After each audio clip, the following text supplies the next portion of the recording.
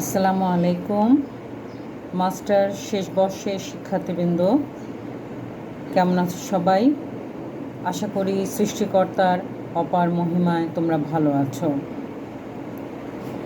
আমাদের ঈদ চলে গেল, ঈদ উল ফিতর, এবং গত বছরের মতো এই বছরও আমরা ঘরে বসে বাড়িতে বসে আমাদের ঈদ উদযাপন করেছি, পরিবারের যারা সদস্য বাড়িতে থাকেন তাদেরকে নিয়ে।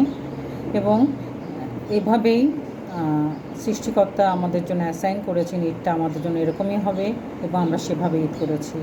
সাধারণ সব বছর ঈদের মতো আমাদের ঈদ সেরকম হয়নি। যাই হোক, আমি আশা করি তোমরা সবাই তোমাদের পরিবার পরিজনদের সাথে সুস্থভাবে তোমাদের ঈদ উদযাপন করেছো এবং বাবা মার সাথে থাকতে পেরেছো। তো আমরা শুরু করতে চাচ্ছিলাম যে আমাদের যে পেপারটা আছে সোশ্যাল সায়েন্স রিসার্চ মেথোডোলজি, এই পেপারের আমরা শুরুটা করেছিলাম গত ক্লাসে। প্রথম ক্লাসে আমরা শুরু করেছিলাম, সেখানে আমরা পড়েছিলাম যে আমরা রিসার্চ কেন করি, গবেষণা কেন করি, কেন গবেষণা করা হয়। আজকে আমরা ওটা যে একটা অংশ শুরু করব সেটা হচ্ছে মেজর প্যারাডাইম অ্যান্ড অ্যাপ্রোচেস। 3টা অ্যাপ্রোচ আছে, আর প্যারাডাইমগুলো কী সেগুলো আমরা একটু দেখব। তোমরা থার্ড ইয়ারে, খুব সম্ভবত তোমরা থার্ড ইয়ারে এখানকার কিছু অংশ তোমরা পড়েছো, যে কারণে তোমাদের কাছে এটা পরিচিত মনেও হতে পারে। সে কারণে আমি সাধারণ একটা ধারণা দিব তোমাদেরকে এটি, কারণ এই বিষয়গুলো তোমাদের আগে থেকে পড়া আছে, কিছু পড়া আছে কিছু পড়া নাই, যে শুধুমাত্র সাধারণ ধারণা। কারণ এইগুলো না বুঝলে পরে যে বিষয়গুলো তোমাদের বুঝতে হবে সেগুলো বুঝতে একটু সুবিধা হবে এগুলো বুঝলে। তাহলে আমরা শুরু করি। বিসমিল্লাহির রহমানির রহিম। আমরা এখানে দেখি এই প্যারাডাইম বুঝতে গেলে আমাদের একটা শব্দ বুঝতে হবে, সেটি হচ্ছে টার্মিনোলজি। প্যারাডাইমের বাংলা হচ্ছে উদাহরণবাদ, আর টার্মিনোলজির বাংলা হচ্ছে পরিভাষা। পরিভাষা ও উদাহরণবাদ, paradigm and terminology and paradigm. প্রথমে আমরা দেখি পরিভাষা বলতে আমরা কি বুঝি। পরিভাষা হচ্ছে দর্শন ও বিজ্ঞান ভিত্তিক গবেষণায় ব্যবহৃত শব্দ বা শব্দাবলী, যেটি কোনো বিষয়ের আলোচনায় ব্যবহৃত হলে সুনির্দিষ্ট বিষয়টি বোঝা সহজ হয়। অর্থাৎ দর্শন ও বিজ্ঞান ভিত্তিক গবেষণায় ব্যবহৃত শব্দ বা শব্দাবলী যেগুলো কোনো আলোচনায় ব্যবহৃত হলে সেই আলোচনার বিষয়টি বোঝা আমাদের জন্য সহজতর হয়। অর্থাৎ পরিভাষা কোনো বিষয়কে অনেক বেশি সহজতর করে। ঠিক একইভাবে যখন আমরা প্যারাডাইম বা উদাহরণবাদ আলোচনা করতে যাব, সেখানে বলা হচ্ছে যে উদাহরণবাদ হচ্ছে বা প্যারাডাইম হচ্ছে কোনো বিষয়ের উদাহরণ। সাধারণত কোনো পরিভাষার উৎকৃষ্ট উদাহরণ হলো প্যারাডাইম। টমাস এস কুনের কথা বলা হয়েছে এখানে। তিনি তার the structure of scientific revolutions এই গ্রন্থে তিনি বলেছেন যে বিজ্ঞানভিত্তিক উদাহরণবাদ হচ্ছে আন্তর্জাতিকভাবে স্বীকৃত বিজ্ঞানভিত্তিক প্রাপ্তি, যার দ্বারা গবেষকগণ বিভিন্ন সমস্যা ও তার সমাধান সম্পর্কে জানতে পারে। তাহলে এটার অর্থ হচ্ছে বিভিন্ন সমস্যা ও সমাধান সম্পর্কে জানতে গিয়ে সেটিকে সহজতর করে পরিভাষা, এবং পরিভাষা দিয়ে সহজতর করার কারণে গবেষকরা খুব সহজেই বিভিন্ন সমস্যা ও তার সমাধান সম্পর্কে জানতে পারে। সুতরাং প্যারাডাইম হচ্ছে উদাহরণবাদ, আর পরিভাষা হচ্ছে টার্মিনোলজি, আর প্যারাডাইম হচ্ছে বিজ্ঞানভিত্তিক, উদাহরণবাদ হচ্ছে আন্তর্জাতিকভাবে স্বীকৃত বিজ্ঞানভিত্তিক এমন একটি প্রাপ্তি যার দ্বারা গবেষকরা তারা বিভিন্ন সমস্যা ও তার সমাধান সম্পর্কে জানতে পারে। তাহলে আমরা জানলাম পরিভাষা কাকে বলে এবং উদাহরণবাদ কাকে বলে, অথবা টার্মিনোলজি কাকে বলে এবং প্যারাডাইম কাকে বলে। এখন আমরা চলে যাই বিভিন্ন রকম প্যারাডাইমে। 4 রকমের প্যারাডাইমের কথা এখানে বলা হচ্ছে। একটা হচ্ছে ফর্মিজম, মেকানিজম, অর্গানিজম এবং প্র্যাগম্যাটিজম। প্রথমটি হচ্ছে ফর্মিজম, FORMISM, ফর্মিজম। এই ফর্মিস্ট দৃষ্টিভঙ্গিটা মূলত সনাতন গ্রিক ধারণা থেকে এসেছে।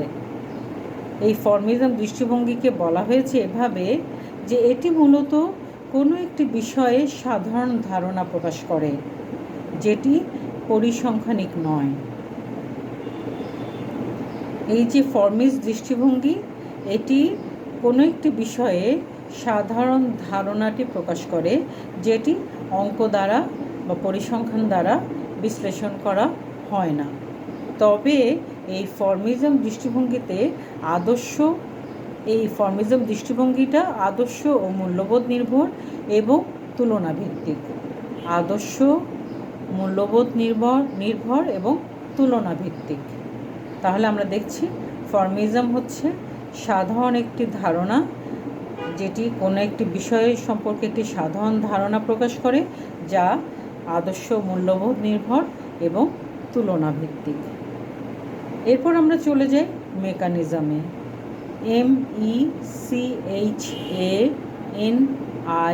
MECANISM, mechanism. মেকানিজমের ধারণাটা বলা হচ্ছে গাণিতিক ও টেকনিক্যাল। ফর্মিজমটা হচ্ছে সাধারণ ধারণা যেটা অঙ্কের কোনো বিষয় নাই, কিন্তু মেকানিজমটা হচ্ছে অঙ্কভিত্তিক, গাণিতিক এবং টেকনিক্যাল। এখানে বলা হচ্ছে মানুষের আচরণের যে সাধারণ বিষয়গুলো, এগুলো এই মেকানিজম দিয়ে বিশ্লেষণ করা যায় না। এখানে বোঝানো হয় এমনভাবে যে একটা ঘটনার অনিবার্য পরিণতি হিসাবে আরেকটি ঘটনা ঘটে, আবার একটা ঘটনা নতুন কিছুরও সৃষ্টি করে। এইভাবে মেকানিজমকে বিশ্লেষণ করা হয়েছে অঙ্কের ভিত্তি বা গাণিতিক বা টেকনিক্যাল ভিত্তিতে, যে একটা ঘটনা যখন ঘটে তার অনিবার্য পরিণতি হিসেবেই আরেকটা ঘটনা ঘটে, আবার একটা ঘটনা দিয়ে নতুন একটা কিছু সৃষ্টি হয়ে যায়। এভাবেই মেকানিজমকে ব্যাখ্যা করা হয়েছে। ফর্মিজম হচ্ছে সাধারণ ধারণা, আর যেটি আদর্শ মূল্যবোধের উপর ভিত্তি করে, আদর্শ মূল্যবোধ তুলনাভিত্তিকভাবে গড়ে ওঠে, আর মেকানিজমটা টেকনিক্যাল, গাণিতিকভাবে গড়ে ওঠে একটি ঘটনার অনিবার্য পরিণতি হিসেবে আরেকটি ঘটনা হিসেবে। অর্গানিজম হচ্ছে গুছানো, অর্গানাইজ করা। এই জাতীয় প্যারাডাইম তিনটা বিষয়কে আলোচনা করে তারা সিদ্ধান্ত উপনীত হয়। 1 হচ্ছে গ্রোথ, 2 হচ্ছে অ্যাডাপশন, আর 3 হচ্ছে ফিডব্যাক। এই অর্গানিজম তিনটা বিষয়কে আলোচনা করে একটা সিদ্ধান্ত আসে। সেটি হচ্ছে 1 হচ্ছে গ্রোথ, বেড়ে ওঠা, 2 হচ্ছে অ্যাডাপশন, তার সাথে মিল করা বা মিলিয়ে চলা, আর 3 হচ্ছে ফিডব্যাক বা আবার ঘুরে একই জিনিস পুনরাবৃত্তি হওয়া। যেমন একজন পিতা তার সন্তানদের মধ্যে যে মূল্যবোধ, ধ্যান ধারণা বপন করেন, তার সন্তানেরা আবার তার সন্তানদের মধ্যে সে একই চিন্তাধারা দেওয়ার চেষ্টা করে। এভাবে কি হয়? এইভাবে একটি মূল্যবোধ সম্পন্ন সমাজ তৈরি হয়। আবার তার উল্টোটাও তো হতে পারে। যদি আমরা খারাপ কিছু দেই, এক পিতা তার সন্তানদের মধ্যে খারাপ কোনো মূল্যবোধ দেন এবং তার পরবর্তী প্রজন্ম যদি সেই খারাপ মূল্যবোধটা গ্রহণ করে, তাহলে সেই সমাজটা ধ্বংস হয়ে যেতে পারে। সুতরাং এভাবে আমরা দেখি একটা জিনিস তৈরি হয়, একটা জিনিসের সাথে আমরা খাপ খাইয়ে চলি, আবার সেই জিনিসটা আবার পুনরাবৃত্তি ঘটে। সেটি যদি ভালো হয় সেটি টিকে থাকে, আর যদি সেটা ভালো না হয় সেটি ধ্বংস হয়ে যায়। এটাকে বলা হচ্ছে অর্গানিজম। সবশেষ সেটি হচ্ছে প্র্যাগম্যাটিজম। PRAGMATISM, pragmatism. প্র্যাগম্যাটিজমে 3টা বিষয়কে প্রাধান্য দেওয়া হয়। 1 হচ্ছে অবস্থান, 2 হচ্ছে প্রসঙ্গ, 3 হচ্ছে মানবীয়। অবস্থানটা কীরকম? বলা হয়েছে 2টা বস্তুর মধ্যে কাজ করে কিভাবে। তা হচ্ছে একটা বিষয় কিভাবে কাজ করবে সেটি ভালো মন্দ যাই হোক না কেন, সেটি নির্ভর করবে বাস্তব পরিস্থিতির উপর। একজন ব্যক্তি সমাজে কিভাবে সে কাজ করবে, কিভাবে ভালো কাজ করুক বা মন্দ কাজ করুক, যেটি করুক না কেন সেটি সেই সময়কার বাস্তব পরিস্থিতির উপর ভিত্তি করে সে কাজটি সে করবে। এটাকে বলা হচ্ছে অবস্থান ভিত্তিক তার কার্যক্রম। বাস্তব পরিস্থিতির উপর ভিত্তি করে দুটি বস্তুর মধ্যে যদি কাজ করা হয়, একটা বিষয় কিভাবে কাজ করবে বা ভালো কাজ করুক বা মন্দ কাজ করুক, সেটি সে বাস্তব পরিস্থিতির উপর নির্ভর করে সে কাজটি করবে। দ্বিতীয় বলা হচ্ছে কনটেক্সট বা প্রসঙ্গ। আমরা যখন বইয়ের পাতা উল্টাই, প্রথমেই আমরা কনটেক্সট বা প্রসঙ্গগুলো দেখি যে বইয়ের মধ্যে কী কী আছে, তারপর তার উপর ভিত্তি করি আমরা পৃষ্ঠে উল্টিয়ে বিষয়গুলো পড়ার চেষ্টা করি বা বিষয়ের গভীরে যাওয়ার চেষ্টা করি। একইভাবে এখানে চিন্তা করা হয়েছে যে আমাদের মন এই পূর্বসূত্রের উপর নির্ভর করে, পূর্ব অনুমানের উপর নির্ভর করেই তারা কাজ করে, আমাদের মন কাজ করে। আগে থেকেই মন চিন্তা করে, আগে থেকে চিন্তা করে যে এই বিষয়টির উপর কাজ করলে সে সাকসেসফুল হবে কি না, এটি ভালো হবে কি না, বা এটা মন্দ হবে কি না, বা কোনো সিদ্ধান্তে আমরা পৌঁছাতে পারবো কি না, বা আগে থেকেই কোনো উদাহরণ আমরা যদি জেনে থাকি, বা আগে কি হয়েছিল এই বিষয়গুলো সম্পর্কে কোনো কাজ হয়েছিল কি না, সেগুলো সম্পর্কে যখন আমরা জানি, তার উপর ভিত্তি করে আমরা সিদ্ধান্ত নিতে পারি। এটিকে বলা হচ্ছে প্রসঙ্গ বা কনটেক্সট, যেটি প্র্যাগম্যাটিজমে কাজ করে। সবশেষে বলা হয়েছে মানবীয় বিষয়টা, যেখানে মানব মনস্তত্ত্বের সাথে এটি সংযুক্ত। বলা হয়েছে যে মন কি চায় তার উপর নির্ভর করে।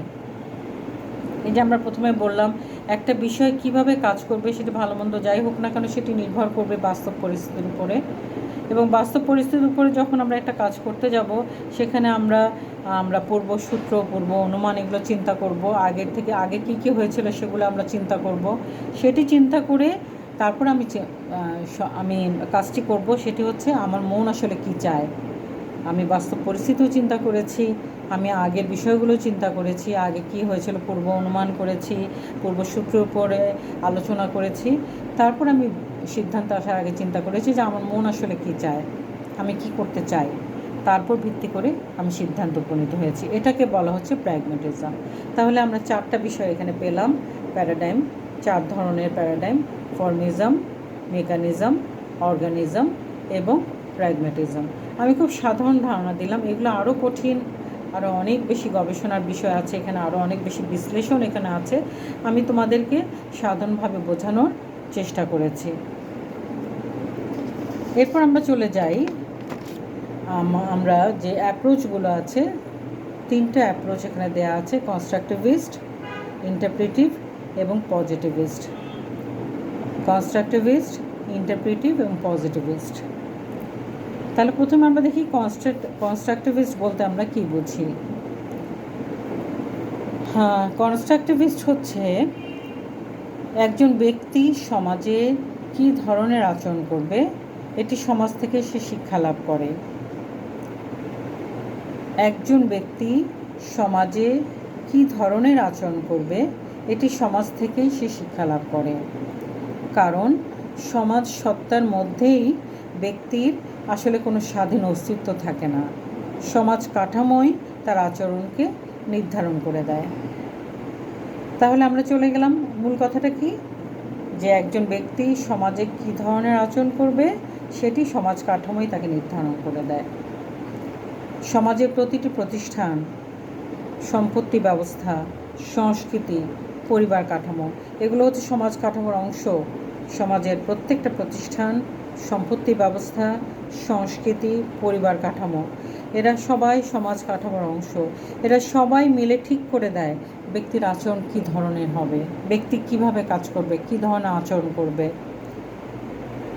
এভাবেই কনস্ট্রাকটিভিস্ট যারা গবেষক বা মতবাদী, তারা বলেন যে সমাজ বিশ্লেষণের অর্থই হচ্ছে সামাজিক কাঠামো বিশ্লেষণ, এবং ব্যক্তির আচরণ নিয়ন্ত্রণের মূল শক্তি হচ্ছে তার এই সমাজ কাঠামো। অর্থাৎ সমাজ বিশ্লেষণের অর্থই হচ্ছে সমাজ কাঠামোকে বিশ্লেষণ করা, এবং ব্যক্তির আচরণ নিয়ন্ত্রণের মূল শক্তি হচ্ছে এই সমাজ কাঠামো। তাহলে সমাজ কাঠামো ব্যক্তির আচরণকে নিয়ন্ত্রণ করে, আর এই ব্যক্তির আচরণকে নিয়ন্ত্রণের মধ্য দিয়ে সমাজ বিশ্লেষণ হয়। আমরা কি এভাবে কোনো সূত্রে যেতে পারি? তাহলে আমরা আবার উল্টো দিকে আসি। সমাজ বিশ্লেষণের অর্থ হচ্ছে সামাজিক কাঠামোর বিশ্লেষণ, আর সামাজিক কাঠামোর কাজই হচ্ছে ব্যক্তির আচরণকে নিয়ন্ত্রণ করা। এটি হচ্ছে কনস্ট্রাকটিভিস্ট ধারণা বা অ্যাপ্রোচ। এরপর আমরা চলে যাই ইন্টারপ্রিটিভিজম। ইন্টারপ্রিটিভ যে ধারণা, সেখানে বলা হয়েছে কনস্ট্রাকটিভিস্টে যেমন বলা হয়েছে যে ব্যক্তি সমাজের সমাজের কাঠামো ব্যক্তির আচরণকে নিয়ন্ত্রণ করে। এখানে বলা হয়েছে সমাজে প্রত্যেক মানুষ আলাদা। এই ইন্টারপ্রিটিভে বলা হচ্ছে যে সমাজের প্রত্যেক মানুষ আলাদা এবং এক একজনের অভিজ্ঞতা এক এক রকম, এক একজন এক একভাবে চিন্তা করে, এক একজন এক একভাবে আলোচনা করে, এক একজন এক একভাবে এগিয়ে চলার বা কাজ করার চেষ্টা করে, এবং কোনো কিছু সম্পর্কে এক একজনের ধারণা এক এক রকম। সবাই একরকম চিন্তা করে না, একরকম ধারণা পোষণ করে না। একই বিষয় সম্পর্কে 10 জন মানুষ 10 রকমভাবে চিন্তা করে, কখনোই তাদের চিন্তাধারা মিলবে না। প্রত্যেকের চিন্তাধারা আলাদা, অভিজ্ঞতা আলাদা। এই কারণেই এই ধারার গবেষকরা মনে করেন যে মানুষকে যদি বুঝতে হয় তাহলে তার প্রতি সহানুভূতিশীল হতে হবে আমাদেরকে। যদি আমরা সহানুভূতিশীল হয়ে তার চিন্তাকে বোঝার চেষ্টা করি, তার দৃষ্টিভঙ্গিকে আমরা বুঝতে পারি, তাহলে আমরা খুব সহজেই তার দৃষ্টিভঙ্গি বা চিন্তাভাবনাকে আমরা বুঝতে পারবো, যদি মানুষের প্রতি আমরা সহানুভূতিশীল হই। এভাবেই ইন্টারপ্রিটিভিজম সেটি নিয়ন্ত্রিত হয় গবেষকের দ্বারা, যেটি একটি বাস্তব পরিবেশে মানব আচরণ পর্যবেক্ষণ করে। অর্থাৎ বাস্তব পরিবেশে মানব আচরণকে পর্যবেক্ষণ করার জন্য এই ইন্টারপ্রিটিভিজমটা দরকার আছে, বা ইন্টারপ্রিটিভিস্ট যারা, তারা এই গবেষণার দ্বারা বাস্তব পরিবেশে মানব আচরণকে পর্যবেক্ষণ করে, সামাজিক কাঠামো মানব আচরণকে নিয়ন্ত্রণ করে। আর ইন্টারপ্রিটিভিস্ট যারা, তারা বাস্তব পরিবেশে মানব আচরণকে পর্যবেক্ষণ করে। আর যেটি পজিটিভিস্ট, সবশেষ যেটি, সেখানে আমরা দেখতে পাই বেশিরভাগ বৈজ্ঞানিক ও পরিমাণগত গবেষণায় এই দৃষ্টিভঙ্গি ব্যবহার করা হয়, পজিটিভিস্ট অ্যাপ্রোচগুলো ব্যবহার করা হয়। এর কারণ হচ্ছে পজিটিভিস্ট যে অ্যাপ্রোচ, এখানে হাইপোথিসিস ব্যবহার করা হয়। হাইপোথিসিসে তারা বিশ্বাসী। যারা এই পজিটিভিস্ট অ্যাপ্রোচ নিয়ে কাজ করে, তারা হাইপোথিসিস যে টেস্টিং, সেটা নিয়ে তারা কাজ করে। এখানে সম্পূর্ণভাবে বৈজ্ঞানিক পদ্ধতি অনুসরণ করা হয় বলে এখানে নিজস্ব মতামত প্রকাশের কিন্তু কোনো সুযোগ নাই। যখন আমরা বিজ্ঞানসম্মতভাবে কোনো কিছু প্লাস মাইনাস যোগ করব বা গুণ করব, সেখানে আমাদের নিজস্ব মতামত প্রকাশের কোনো সুযোগ না। অঙ্কের মাধ্যমে যে সূত্রটা আসবে, যে উত্তর আসবে, সেটি আমাদেরকে গ্রহণ করতে হবে।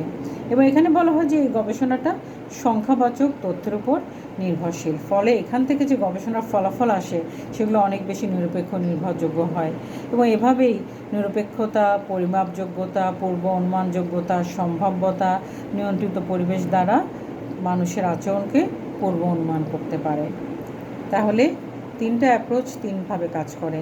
একটি হচ্ছে সামাজিক কাঠামো মানব আচরণকে নিয়ন্ত্রণ করে, দ্বিতীয়টি এটি বাস্তব পরিবেশে মানব আচরণকে পর্যবেক্ষণ করে ইন্টারপ্রিটিভ। আর পজিটিভিস্টরা তারা কি করে, তারা নিয়ন্ত্রিত পরিবেশে সংখ্যাবাচক গবেষণার মধ্য দিয়ে, বিজ্ঞানসম্মত গবেষণার মধ্য দিয়ে মানুষের আচরণকে পূর্ব অনুমান করতে পারে। 3টা অ্যাপ্রোচ 3 রকমের কাজ করে। তাহলে আজকে পর্যন্ত। আমরা আগামী ক্লাসে আমরা আরেকটি বিষয় নিয়ে আলোচনা করতে পারি, সেটা হচ্ছে ক্যারেক্টারিস্টিক্স যাবো আমরা, সায়েন্টিফিক রিসার্চের বিজ্ঞানসম্মত গবেষণার বৈশিষ্ট্যে চলে যাব। তা আমরা শুধুমাত্র মূল সূত্রগুলো আগে বোঝার চেষ্টা করেছি, যেগুলোর উপর ভিত্তি করে পরবর্তী বিষয়গুলো আসবে। তোমরা যদি না বুঝো, কারো যদি মনে হয় যে বুঝতে সমস্যা হয়েছে, তাহলে বারবার শুনবে। আমি মনে করি একটা বিষয়, একটা কথা যখন আমরা বারবার শুনি, বারবার আমাদের কানে আসে, সে বিষয়টা আমাদের বুঝতে সহজ হয়। এবং আমরা যখন ক্লাসে বললে তোমরা সব সময় খুব মনোযোগী থাকো না, সে কারণে এটা অনেক সময় মনোযোগ ধরে রাখার জন্য কঠিন হয়ে দাঁড়ায়। কিন্তু যখন তোমরা শুনো, সেটি যখন কানে বারবার রেকর্ডেড হতে থাকে, তখন আমার মনে হয় বুঝতে সহজ হয় এবং তোমরা বুঝবে ইনশাআল্লাহ। তো আমরা চিন্তা করি আমরা আগামী ক্লাসে আমরা ক্যারেক্টারিস্টিক্স অফ সায়েন্টিফিক রিসার্চ পড়ানোর চেষ্টা করব।